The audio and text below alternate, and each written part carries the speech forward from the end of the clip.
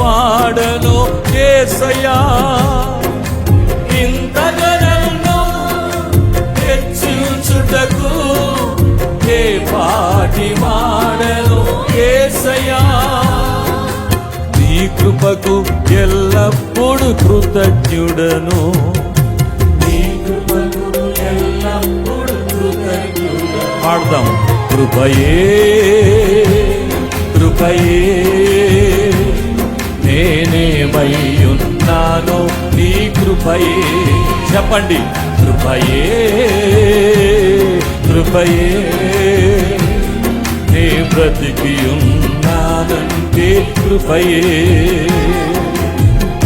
అర్హత లేకున్నా ప్రేమించావు, ఇది కేవలం